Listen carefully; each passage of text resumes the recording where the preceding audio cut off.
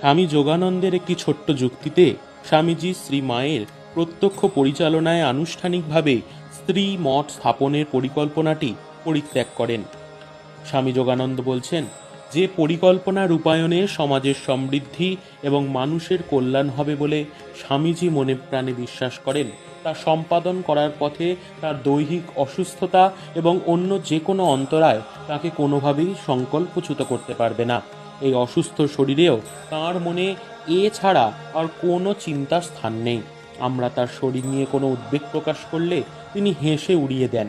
শেষে স্ত্রীমঠ আরম্ভের পরিকল্পনা সম্বন্ধে তাকে বললাম, সমাজের সার্বিক মঙ্গলের জন্য যা তুমি ভালো মনে করো তা নিশ্চয়ই করবে, কিন্তু তোমার কাছে অনুরোধ, মাকে লোক সমক্ষে নিয়ে এসো না। তোমার কি মনে নেই, ঠাকুর আমাদের বলেছিলেন, তার সম্পর্কে সাধারণের কাছে প্রচার করলে তার শরীর থাকবে না। ঠিক ওই একই